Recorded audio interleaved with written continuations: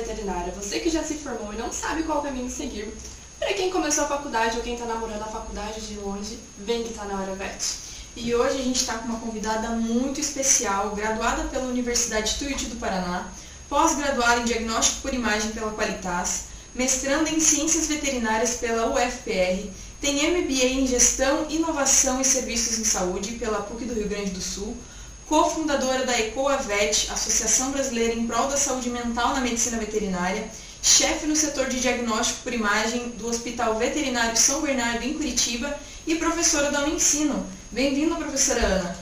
Obrigada, Gabi.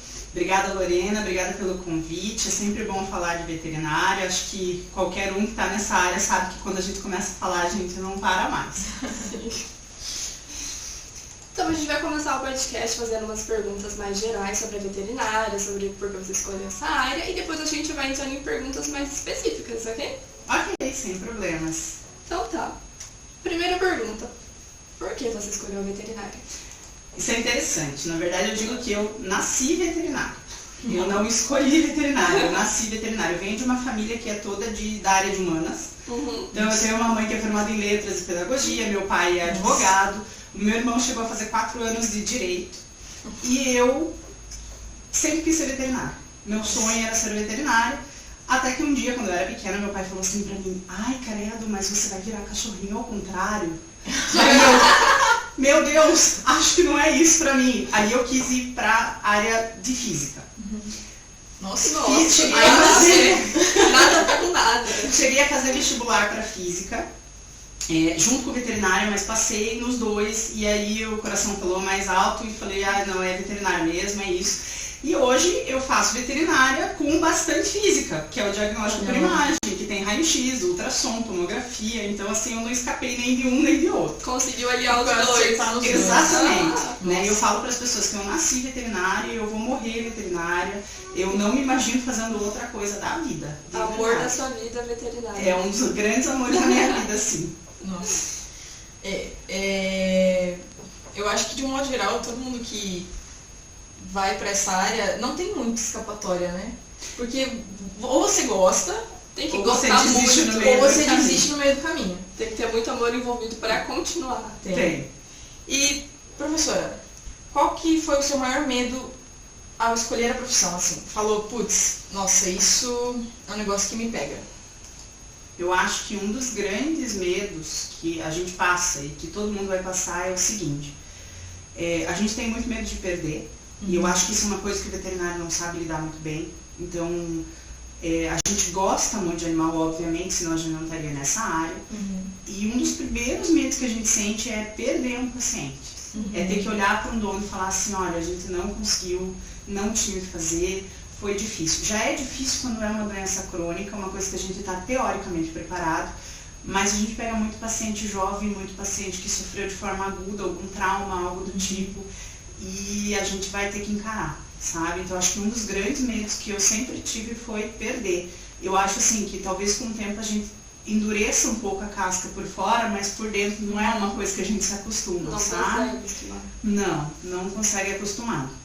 É uma coisa que, na verdade, a gente tem que ressignificar. Então, uma coisa que eu sempre trabalhei na minha cabeça é o seguinte: se está ruim comigo aqui, se eu não estivesse, ia estar muito pior, né? Então, eu sempre procuro pensar isso. E é o que me motiva a seguir em frente. Então, por mais que eu perca, pelo menos eu evitei o sofrimento, pelo menos eu evitei a agonia. Então, foi uma maneira que eu consegui lidar. Mas é uma coisa que, quando eu saí da faculdade, me dava muito medo. Me dava muito medo de perder paciente. Realmente, assim, me deixava bem insegura.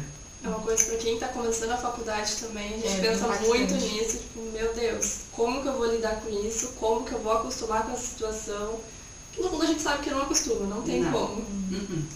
Cada paciente é único, não adianta. E cada família é única, e cada papel que aquele paciente exercia naquela família era único. Então, assim, você vai encarar famílias que têm crianças pequenas e que, às vezes, eu sempre deixo isso a carga da família decidir se quem dá a notícia sou eu, quem dá a notícia na frente da criança ou não. Então, eu procuro sempre trabalhar isso com a família. Mas, eventualmente, eles falam, não, pode falar na frente da criança. Nossa. E aí você tem que lidar com aquilo, né? E eu costumo falar assim, quando eu perdi o meu cachorro, Eu sofri 2 vezes. Na primeira vez foi a perda dele, e a segunda vez foi quando eu tive que falar para minha filha, que na época tinha 4 anos, que o cachorro não ia mais voltar para casa. Então, todo animal que eu perco, eu me coloco no lugar daquela família. Né? Então, ainda mais que hoje o animal está ocupando uma fatia da família, assim, que antigamente ele não ocupava. Ele não é mais o cachorro de quintal. Ele não é mais o animal que, se morrer, a gente pega outro para guarda. Ele é o apoio emocional da família, ele é o companheirinho da criança, né? Então, assim, isso é uma coisa que a gente tem muita dificuldade de lidar. O animal passou a ser um membro da família, não é só mais qualquer animal. Exatamente. É uma coisa que a gente precisa começar a trabalhar desde o momento que a gente entra na faculdade. A gente tem que encarar, porque é um processo. Demora muito para você construir, demora muito para que a tua cabeça fique no lugar, para que você consiga absorver o que está acontecendo, ressignificar, trabalhar isso de uma forma que não vá te carregar a ponto de você não ter mais vontade de exercer a profissão. Porque às vezes você, lógico, tem momentos muito bons, mas os ruins às vezes se sobressaem, né? E aí você precisa dar um jeito de manejar isso, de trabalhar isso e de fazer com que isso não te tire a vontade de continuar na profissão. Então isso era um medo gigantesco. E isso foi uma das motivações para você entrar no ECOA? Foi super. Na verdade, a gente vem de uma cultura, pelo menos na minha época, era assim, você não pode chorar com o dono. Você não pode sentir. Você não pode se envolver emocionalmente. Mas, gente, como é que eu não me envolvo emocionalmente? Quando eu vejo uma pessoa que está fazendo o impossível para salvar um animal, que se esforça, e às vezes não é só o esforço financeiro, a gente sabe que tem, mas é o esforço da pessoa manter aquele animal limpo, de manter aquele animal sequinho, de manter aquele animal com todos os cuidados, de perceber quando ele está com dor. Então, assim, eu tenho pacientes que são paraplégicos, que não tem uma ferida, que o paciente nunca veio sujo para uma consulta, que o paciente, veja, ele é um paciente que não consegue segurar o xixi, ele é um paciente que não consegue andar, não consegue trocar de posição, e eu tenho donos que vão lá, trocam de posição ele, que ajudam ele a fazer xixi, que trocam a fraldinha, sabe? E aí, como é que eu não vou me envolver com essa família? Como é que eu vou olhar para eles e falar, não, é só mais um paciente, fecha a porta e tá tudo bem? Não existe isso. Vira a chavinha, né? Exatamente. Não tem. Até esses dias me perguntaram, lá na faculdade mesmo, me perguntaram se era muito difícil fazer eutanásia, como é que era. Eu falei, olha, a eutanásia em si é muito difícil.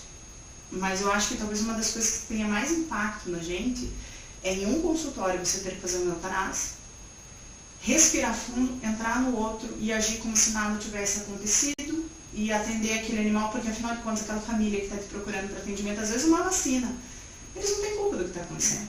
Né? E a gente não tem nem tempo para processar, a gente não tem tempo para sofrer, a gente não tem tempo para sentir dor. Né? Obviamente, a gente passa a faculdade inteira estudando para salvar um animal, e aí você se vê numa situação em que você está tirando a vida de um animal, porque a eutanásia, no fim das contas, é isso. Né? E a gente tem uma dificuldade muito grande. O que eu via? Primeiro, é que a gente tem muita perda, então a gente não tem sistema único de saúde, a gente não tem atendimento gratuito, a gente não tem planos de saúde que cobrem um atendimento tão vasto quanto na medicina. Então a gente lida com situações de perda muito mais frequentes do que na medicina, né? E além disso, a medicina ainda tem uma rede de apoio. Você tem o médico, o enfermeiro, o assistente social, o psicólogo, e a gente antigamente não abria espaço para isso.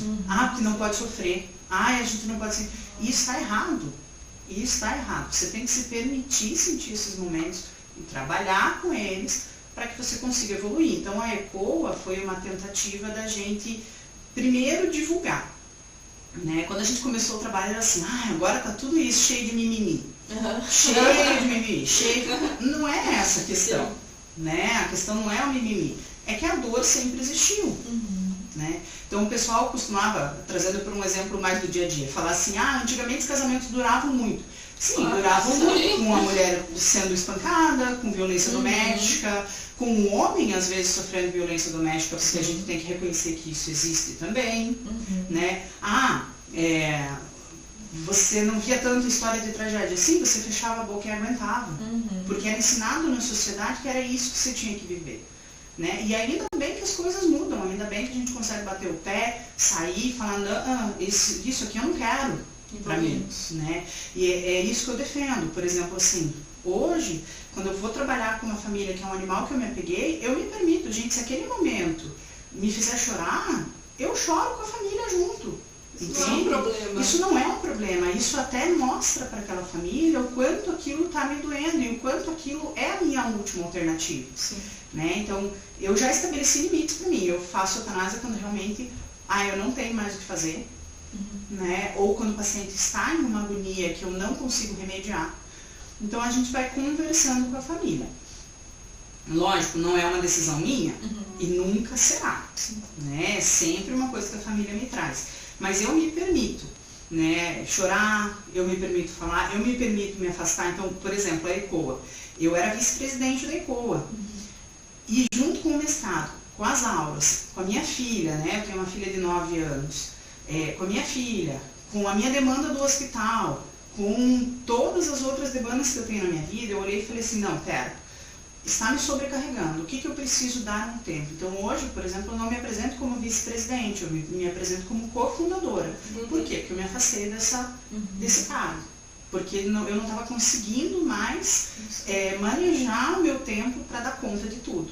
Então, inclusive se tornou um lugar que a gente podia ser ouvido também. Né? Então, assim, eu chegar para o pessoal do grupo e falar, gente, não está dando. Eu não estou dando conta. Eu preciso de ajuda, sabe? E todo mundo lá, ao invés de falar assim, assumiu a obrigação, não consegue cumprir. Não, foi uma coisa, não, tudo bem, a gente entende, então vamos remanejar a equipe, vamos ver se precisa entrar mais gente ou não, né? E aí a gente foi trabalhando. Então, isso é uma das coisas que a gente tinha muita dificuldade, a gente vê muita dificuldade. Conversa entre equipe. A distribuição de tarefas, né? Por exemplo, o estagiário parar de se enxergar como uma pessoa que só está ali para limpar o chão, limpar a baia. Exatamente. 40 pessoas e um estagiário, né? Exatamente. Isso é um problemão, gente. Sim. Isso é um problemão.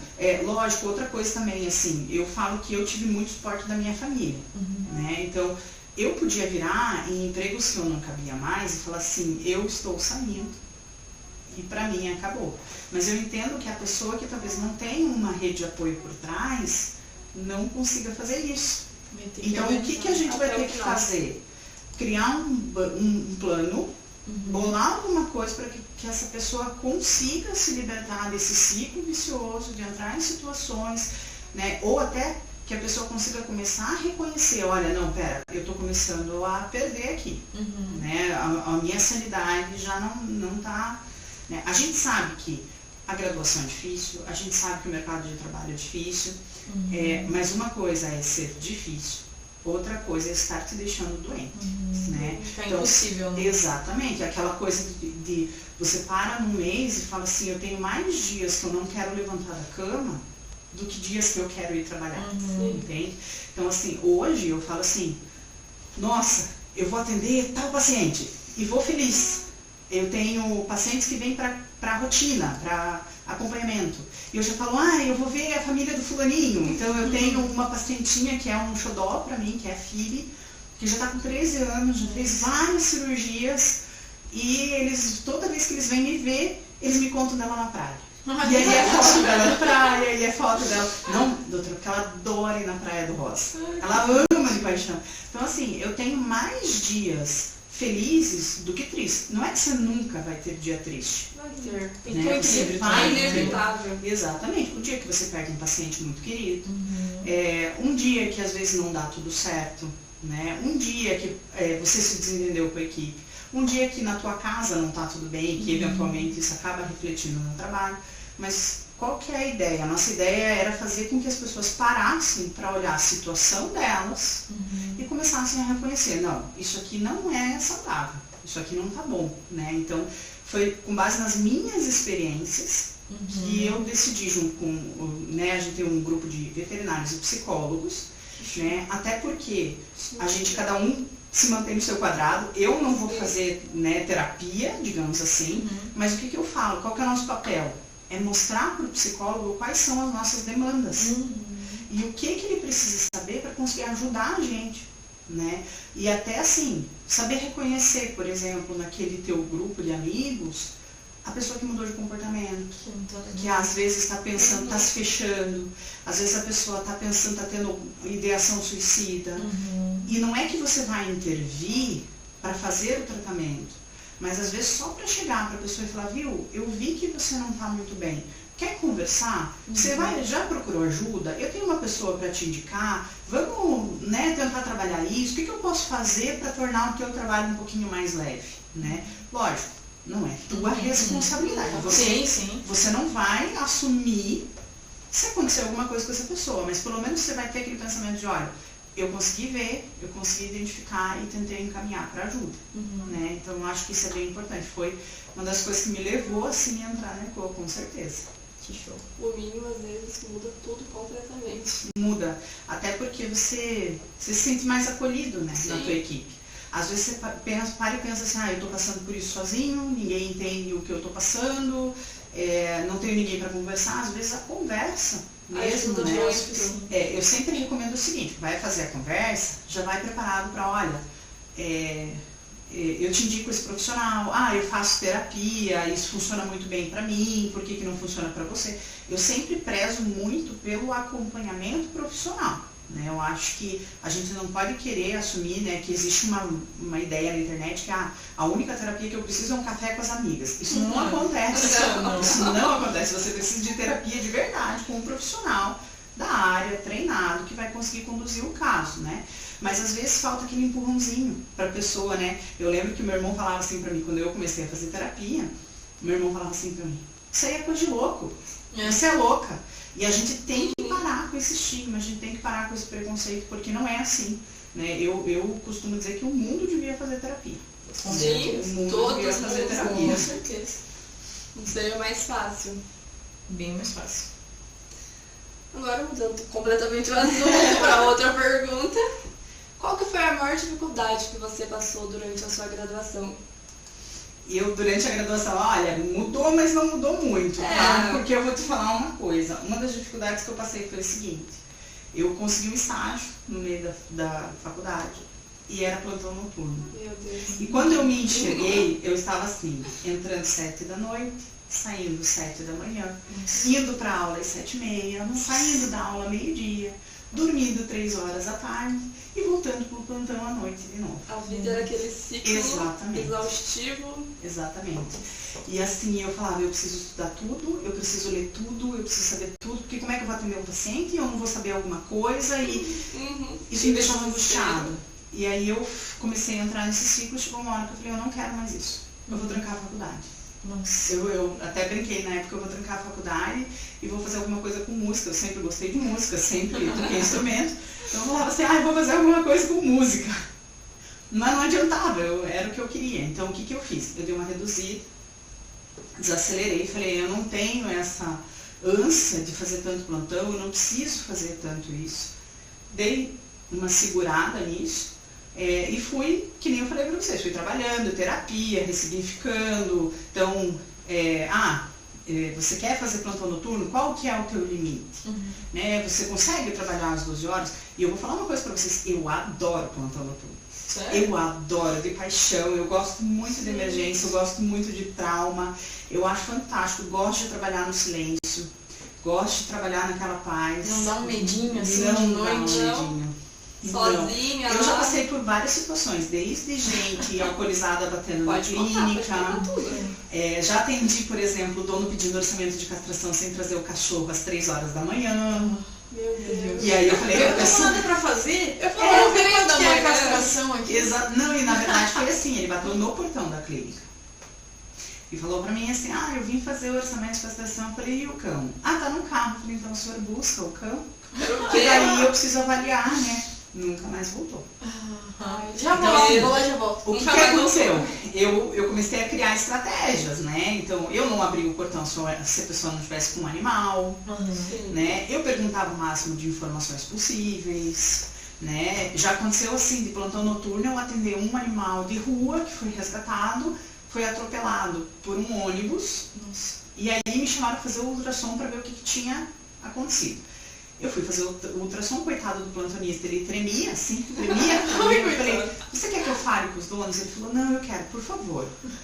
Quando eu cheguei lá na frente, eram 10 pessoas que não se conheciam e viram um animal ser atropelado e trouxeram um animal. E eu tive que mediar uma discussão entre uma 10 reunião, pessoas. Quem era que estava ali? Pra decidir O que ia fazer, não. como ia pagar tudo. Exatamente. Então, assim, eu brinco que eu aprendi muito na lida, né? E uma das minhas brigas é essa, que ninguém precisa aprender na lida. Então, assim, eu tive, desde a graduação até depois de me formar, as minhas dificuldades sempre foram assim, ninguém estava lá para segurar a minha mão. Entende? E assim, eram poucas as pessoas e quem estava também não sabia muito bem o que fazer, né? Porque a gente não tem uma matéria disso na faculdade. Conversa com o tutor 1, né? Conversa com o tutor 2. Como lidar com os tutores. Exato, a gente não tem esse tipo de coisa, Tutores né? jovens. Como lidar com uma reunião de 10 pessoas. Exatamente. O que falaram não quando você vai fazer uma eutanásia, por exemplo, eu já vi muita gente falando, vai ficar tudo bem. Gente, não vai ficar tudo bem, sabe? Você não pode usar esse tipo de frase. Então, a nossa ideia foi trabalhar nesse tipo de comunicação de más notícias, nisso tudo que foi o que eu senti muito de dificuldade. Eu vou falar para vocês que a parte técnica é difícil? É muito difícil, mas você sabe onde pesquisar, você sabe onde trabalhar, você vai atrás. Agora, essa comunicação interpessoal, essa relação que você cria com o dono, com os teus colegas de equipe, isso ninguém ensina, né? Então eu aprendi na lida, assim, eu lembro que eu tinha recém me formado, fazia 6 meses que eu estava formada, e eu atendi um filhote, que a mulher falou pra mim a princípio que ele tinha ido pro pet e tal, e estava vomitando sangue. Não.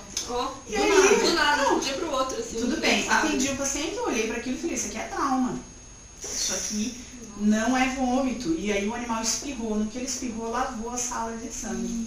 Tadinho. E aí eu tentei fazer o que eu pude, o animal tinha 4 meses. Nossa. Não salvamos. E eu dei a notícia para a dona. E a dona virou para mim e falou assim, olha, doutora, a culpa é minha.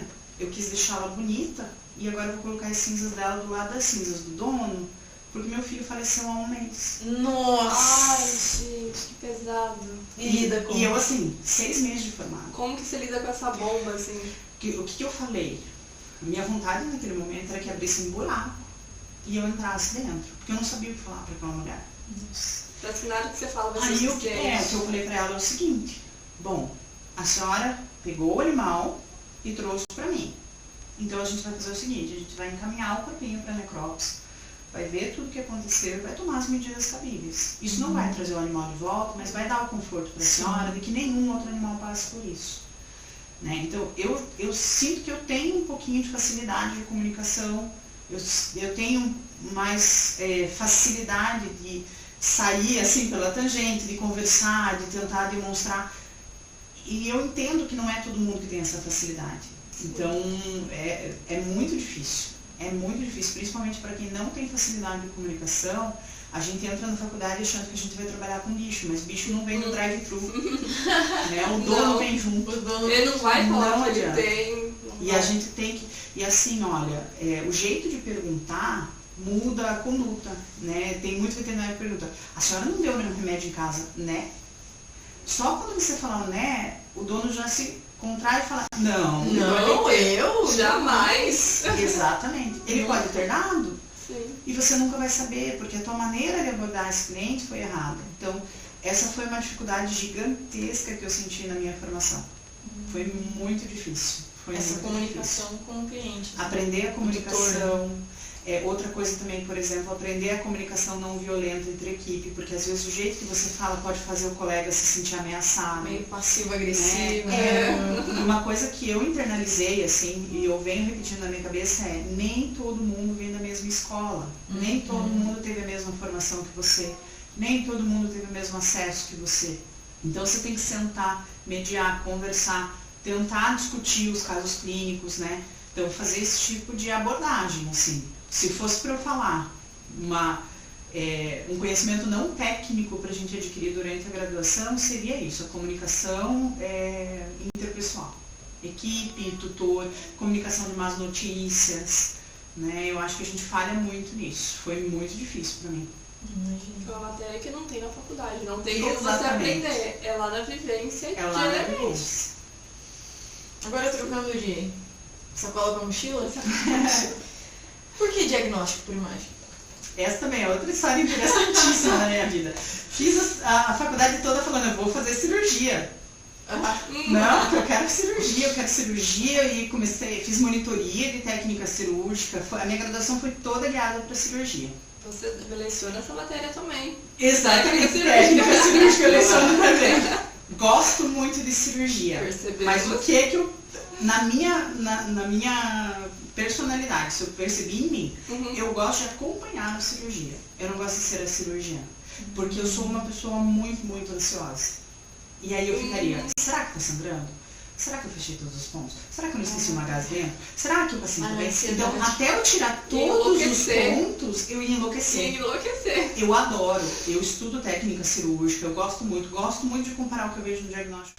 Eu gosto muito da parte cirúrgica, gosto de acompanhar o que eu vejo na imagem para cirurgia, mas como é que o diagnóstico apareceu na minha vida? Eu já fazia plantão, obviamente, como eu falei para vocês antes, e nessa clínica que eu fazia plantão, a dona chegou para mim e falou assim, olha, eu vou comprar um aparelho de ultrassom, mas é muito difícil arrumar ultrassonografista de plantão. Você não quer aprender? Olha! Eu falei, por que não? Quero! E vou lá. Gente, eu nunca mais consegui largar. Vou lá dar uma olhadinha, ver como que é, não dá mais. Exatamente. Foi assim que eu descobri que era a minha paixão, assim, faz 10 anos isso. E há 10 anos eu só aumento a minha felicidade, assim. Eu acho incrível, principalmente porque, assim, eu gosto muito da integração das áreas. Então, no diagnóstico por imagem, eu trabalho com gastroenterologia, eu trabalho com nefrologia, eu trabalho com cirurgia, eu trabalho com neuro, né? Então, assim, o diagnóstico por imagem, ele passeia por todas essas áreas. Para você ser um bom ultrassonografista, por exemplo, você tem que entender de clínica. Você tem que entender aquele básico, né? Eu até conciliei as duas atividades, então eu atendia consulta, tudo até 2018, 2019, eu estava fazendo clínica geral e diagnóstico por imagem. Passei um período aí na terapia intensiva também, mas você não tem como ser um bom imaginologista sem entender de clínica, né? Então eu gosto muito dessa integração, de eu poder falar com o clínico, de eu acompanhar o paciente. Gosto muito disso, né? E aí depois que eu fiz um curso rápido assim, super rapidinho, de uma semana de ultrassom abdominal. Falei, meu Deus, é o que eu quero da minha vida, que lindo! É incrível! É lindo, é incrível, eu adoro essa especialidade. E aí eu fui aumentando, né? Então eu fui fazendo ultrassom abdominal primeiro, daí fiz a pós-graduação em ultrassom em raio-x. Aí fiz curso de silvestres e selvagens, então eu gosto muito de atender esses animais diferentões. Fiz curso de ultrassonografia ocular, então a gente vai aumentando modalidades. Uma profissional completa. Olha só, faltava linha. o que eu falo para as pessoas? É tudo uma escada, né? Então, o meu caminho me levou aos silvestres e selvagens, mas poderia ter me levado à tomografia. Então hoje eu falo assim, eu não leio tomografia. Mesmo dentro do diagnóstico, eu entendo, se você colocar uma tomo na minha frente, eu sei dizer mais ou menos o que tá, mas eu não faço um laudo, né? Então, assim, às vezes a gente vem aqui e fala, nossa, um currículo enorme, uma coisa linda, é tudo muito fácil, nossa, a pessoa faz tudo e eu não faço nada. Isso é uma escada. Passinho por Isso passinho. é um passinho por passinho. E aí eu fiz opções. Eu vou para tomografia, para ressonância, ou eu vou para silvestres. E como eu tinha uma clínica de silvestres que ficava ali no meu ouvido, faz, tem público, fui lá e fiz, falei, vai dar nada isso daí. E hoje o pessoal me liga de outros lugares, olha, você pode vir aqui atender, que a gente tem uma ultrassom e não tem quem faça. E é assim, hoje o pessoal já começou a me reconhecer como imaginologista de silvestres e chamar para fazer os exames em outros lugares, porque realmente não tem quem faça. Eu falei, foi um campo maravilhoso, foi uma escolha fantástica, eu adorei. Virou referência. Sim. E quais são os métodos de diagnóstico por imagem? Nossa, são muitos. São muitos. Eu brinco assim que quase tudo que você considera nessa vida é diagnóstico por imagem. Então, você pode começar pelos comuns. Ultrassom e raio-x. Esses são os nossos carros-chefes, né? Então, hoje você não tem mais um paciente que vomita, que não faça ultrassom, você não tem um paciente com dor de coluna que não faça um raio-x, que não tenha sofrido um trauma, que não vá pesquisar se tem fratura, se tem uma ruptura de algum órgão. Então, esses são os nossos carros-chefes. Aí nós temos também tomografia computadorizada, que hoje já está bem difundida também, tem bastante lugar que faz aqui em Curitiba. Ressonância magnética, a gente tem um lugar que é dedicado exclusivo para cães, então temos, funciona muito bem. São imagens diagnósticas de boa qualidade, a gente consegue dar um seguimento para o tratamento do paciente. A gente tem endoscopia, né? A gente tem outra funcionalidade da endoscopia, mas que é voltada para trato respiratório, broncoscopia, traqueoscopia, né? Então a gente tem essas derivações. Temos muito que evoluir? Temos, né? A gente tem alguns lugares aqui em Curitiba também que trabalham com arco cirúrgico. O arco cirúrgico é o seguinte, ele é um raio-x que você faz um transoperatório. Então você está lá operando o animal, colocando a placa para corrigir uma fratura e você quer ver se essa fratura está bem alinhada. E você liga o arco cirúrgico e ela te mostra, olha, pode alinhar um pouquinho mais, está melhor, está bem encaixado. Que incrível! Exatamente, é muito legal. Então assim, não é só um exame parar, né? Para você avaliar aquele teu paciente. Por exemplo, uma coisa que eu costumo falar para as pessoas, gente, colapso de traqueia, que é o famoso ronco do York, né? Todo York tem um colapso de traqueia. Ele não é uma coisa que você pega no raio-x, porque ele é um evento dinâmico. Uma hora a traqueia contrai, outra hora ela tá abalada, né? E se você calhar de bater o raio-x quando ela estiver normal, pode ser que ele tenha o colapso e que você não consiga ver, né? Qual é o exame para isso? É a fluoroscopia. É você fazer o raio-x com o animal se movimentando e pegar o momento em que ele tosse com a traqueia fechada. Muito específico. Exatamente. Muito específico. Esse é o padrão ouro que a gente tem para colapso de traqueia. Tá? E a gente consegue em alguns lugares fazer. Né? E em São Paulo já tem uma técnica, por exemplo, para você retirar cálculo de bexiga de cães, que você entra com um cistoscópio. Então é a mesma coisa que uma endoscopia, só que você entra através da uretra. E aí você chega com um laser lá, quebra a pedra em vários pedacinhos, ela vira uma areia e o animal consegue expelir isso sem cirurgia. Tá? Coisa bem menos invasiva. Bem menos invasiva. Outra coisa que a gente já tem também, videocirurgia. Né? Então você consegue fazer castração, algumas outras cirurgias, retirada da vesícula biliar. Você consegue fazer com 3, 4 pontinhos.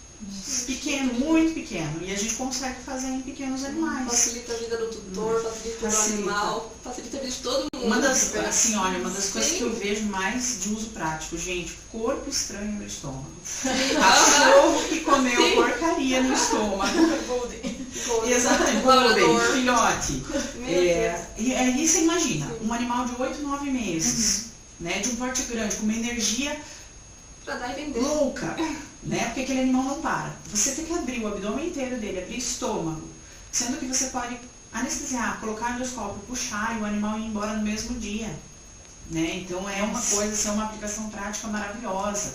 A gente consegue fazer biópsia, a gente consegue coletar material, a gente consegue fazer alguns tipos de tratamento. Por exemplo, quando a gente tem estenose de esôfago, né? O esôfago, o caninho que liga aqui a boca até o estômago, ele pode às vezes dá uma fechadinha e ficar fibrosado desse jeito. E aí o animal não consegue comer. O que você faz? Você entra com o endoscópio e vai inflando um balãozinho para fazer com que ele volte a largar. Então é uma possibilidade de tratamento que a gente não tinha antes, né? Então a gente hoje já não é mais só diagnóstico, né? É diagnóstico e tratamento por imagem. E o pessoal tem investido muito, sabe? Tanto os tutores quanto os veterinários para comprar aparelho. Então a gente tem um campo gigantesco. De avanço. É um avanço muito legal. Qual que foi o aparelho mais diferente que você já usou para fazer um exame, um diagnóstico, alguma coisa assim? Qual que foi Acho mais... que vou puxar a sardinha pro meu lado agora. Pode. Foi do tema do meu mestrado. O meu mestrado inclui um exame no olho dos animais que é a biomicroscopia ultrassônica. Nossa. Então, o que acontece? A imagem desse ultrassom, ela se equipara a uma imagem de um histopatológico de lâmina. Né? Ela é tão detalhada, ela é tão detalhada que elas se comparam ao histopatológico de lâmina. Então, o que acontece? O ultrassom normal, ele vai até uma frequência de onda, né? Que é, vamos lá, uns 12, 18, né, megahertz. Então, é uma imagem boa, com uma profundidade legal, e que a gente usa para fazer abdominal, a gente usa para fazer o ocular convencional. Esse aparelho é um aparelho que vai a partir de 45 MHz até 100. Imagina! Que coisa incrível! E aí ele dá imagens muito, muito detalhadas. Então, assim, por exemplo, se você vai operar a catarata de um paciente e o ângulo que tem no olho ali, ele está alterado, a chance de dar errado a cirurgia é muito grande. Então você já nem faz. E é uma coisa que eu não consigo calcular pelo ultrassom convencional. Eu não consigo ter essa ideia, eu não consigo ter essa definição de imagem que me permita calcular o ângulo, né? O meu projeto, especificamente, ele foi voltado para ver se a gente conseguia, com este aparelho, fazer a ultrassonografia ocular do gecko leopardo, que é aquela lagartixinha que sorri. Todo mundo lembra dela como aquela lagartixinha que sorri. Por quê? Porque é uma estrutura muito pequena. Pelo ultrassom convencional eu não consigo ver, não consigo ter ideia. Tamanho que que está acontecendo. O animal pesa em torno assim, de 25 a 45 gramas. Gente, é menor, tem menos peso do que uma pasta de dente. Isso mesmo. Que tem 90. E aí eu não conseguia ver o olho. E a grande maioria das doenças que esse animal apresenta é ocular. Sério? Por conta da troca de pele, por conta do acúmulo de sujidade. Então ele é um animal, por exemplo, assim, que às vezes as pessoas mantêm em casa e mantêm num lugar para criar que não é adequado. Eu já vi muita gente criando no papel toalha, por exemplo. E aí o que acontece? Esse animal ele tem por hábito lamber a superfície ocular para lubrificar o olho, para não machucar. E com o papel toalha ele vai soltando pedacinhos, o animal lambe o olho, fica aquele papel toalha e vai começando a criar resíduo ali. E às vezes chega o animal a ficar cego por conta desse acúmulo de resíduos. Nossa. Então, qual que é a nossa grande preocupação? Esse olho está viável? Esse animal enxerga? Porque, veja, é um animal que só come presa viva. Ele não é um animal que come ração. Né? Então, toda a caça dele, tudo vai ficar muito prejudicado se ele não tiver visão inteira. Ou a gente vai ter que adaptar tudo. Saber que, por exemplo, do lado direito ele não enxerga. Então, a gente vai ter que mostrar a presa para ele pelo lado esquerdo. Então, tudo isso vai demandar cuidado. E virou moda. Paciente, agora tem um monte, sabe? O pessoal gosta, quer criar, só que o problema é o seguinte, os répteis, eles demandam um pouquinho mais de trabalho. Eles são um pouco mais sensíveis, assim, quanto à criação.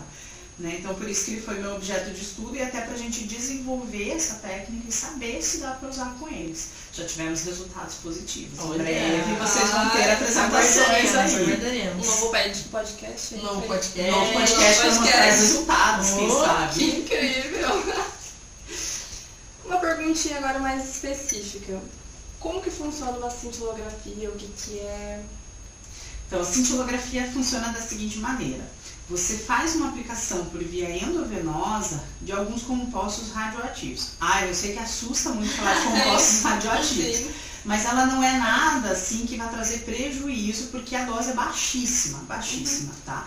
Veja, todos nós, todos os dias, recebemos um certo grau de radiação. Então, uma coisa que eu pego no pé da galera é o seguinte, se você sai na rua e não passa protetor solar, tá recebendo radiação, isso faz mal para a pele. Então, antes de ficar com medo da radiação da cintilografia, começa a ficar com medo da radiação do passa sol. Passa o protetor. Exatamente, passa o protetor solar, começa por aí.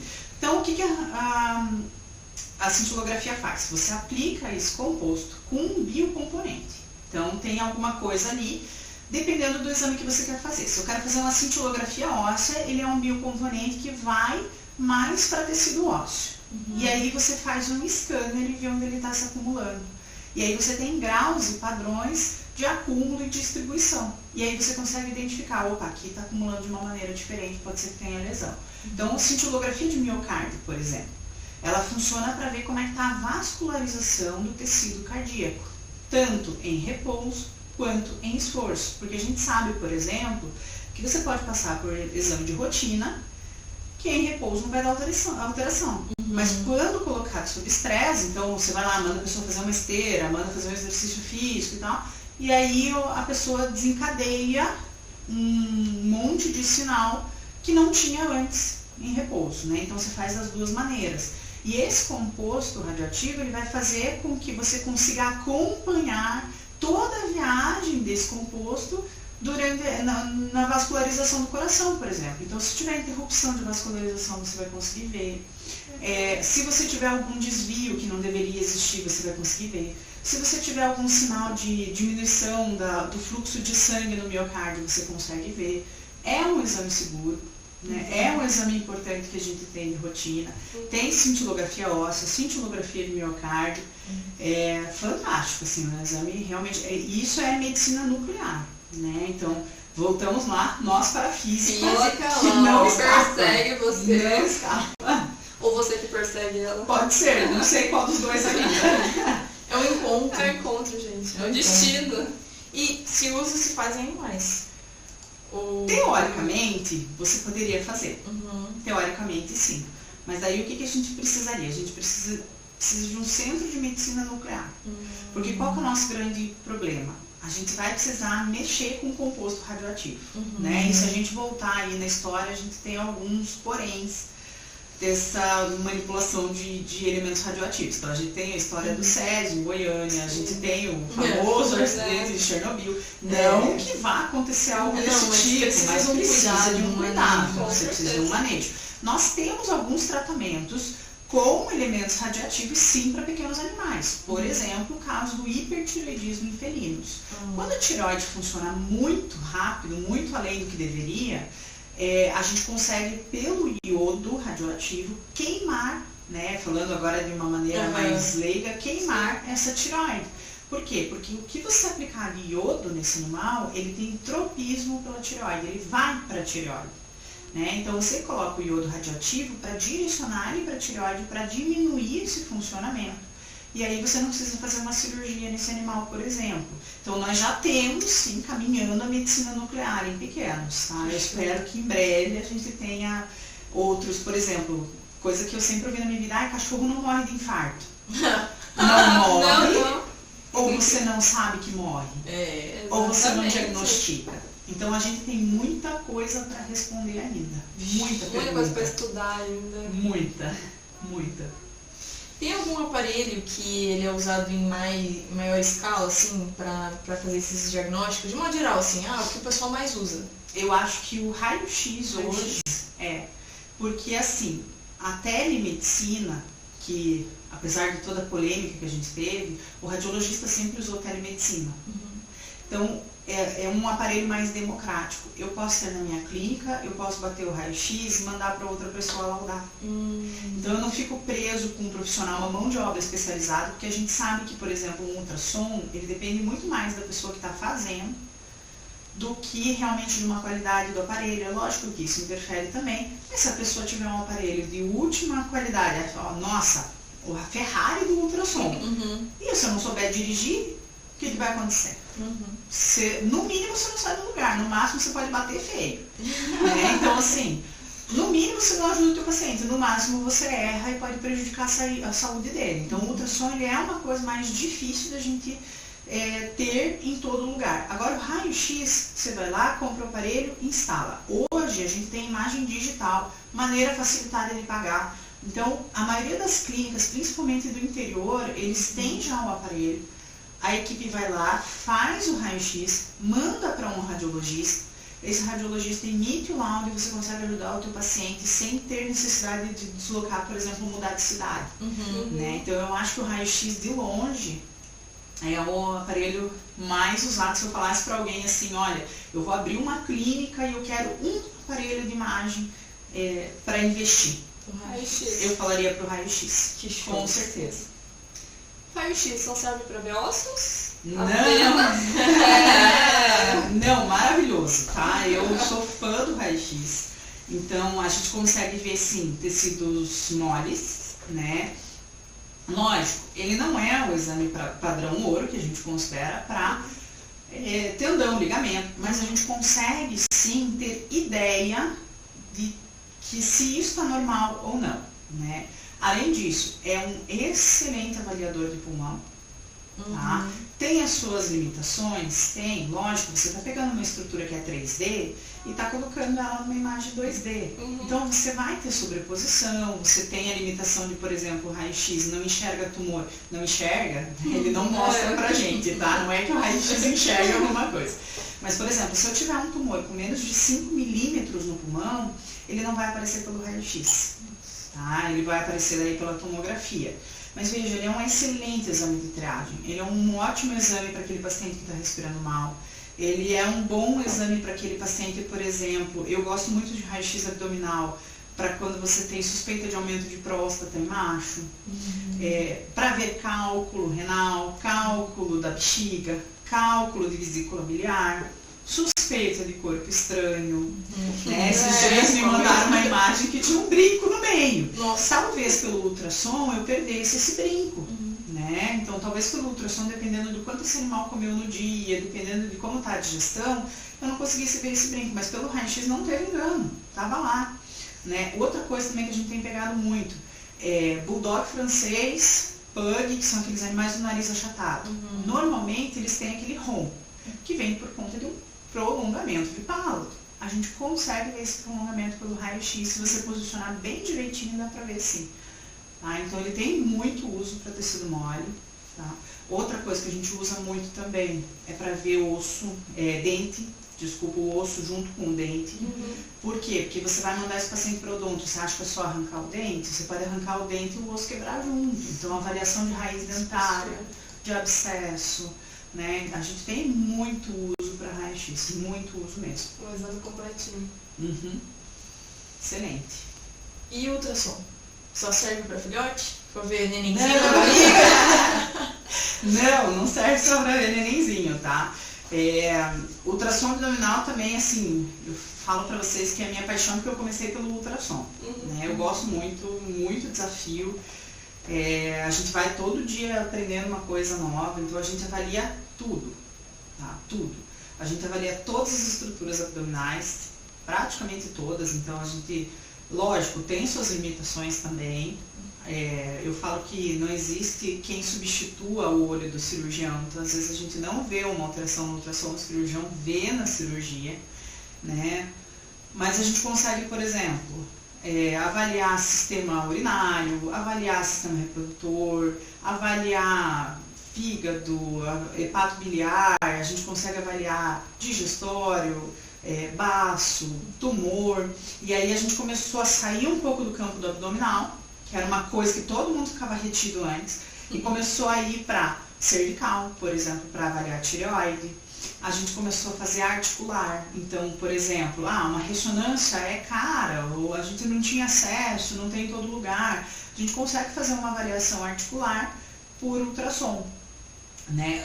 Uma das minhas outras grandes paixões, a ultrassonografia ocular. Então a gente consegue ver se esse paciente tem chance de voltar a enxergar, se tem luxação de lente do olho, se tem tumor atrás do olho ou até dentro do olho. A gente consegue fazer um monte de outras avaliações, né? Exame de emergência de tórax, então a gente tem até um padrão, né? Uma coisa que eu falo para a equipe é que todo mundo que entra lá na minha equipe sabe fazer ultrassom de emergência, né?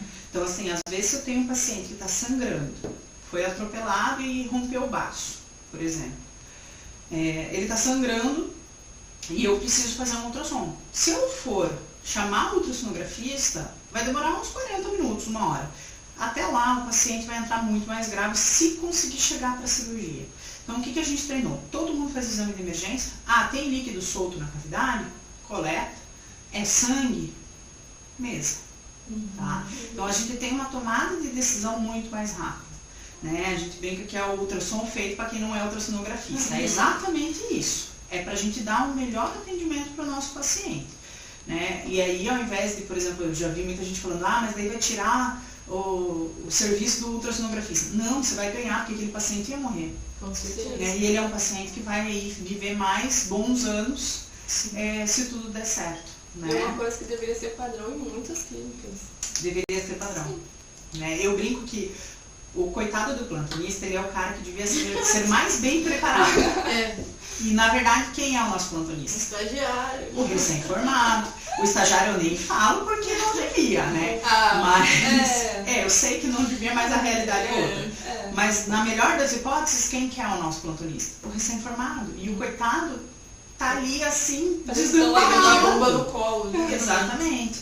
Né? Então a gente busca, a gente tenta dar o melhor ambiente para que esse profissional consiga e não se sinta assim, inútil, né?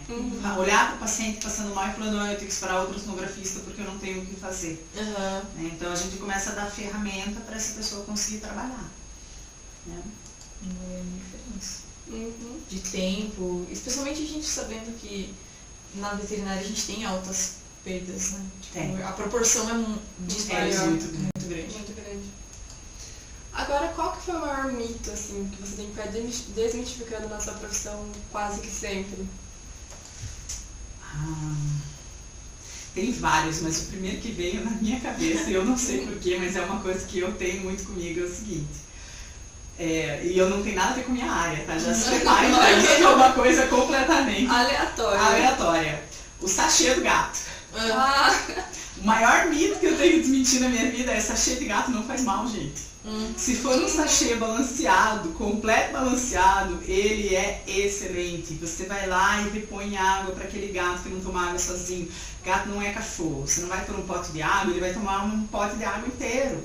Então, eu não sei por que isso é uma coisa diária, é uma coisa e assim que eu já olho e falo, ai meu Deus, lá vai a pessoa falar que sachê tem muito sal.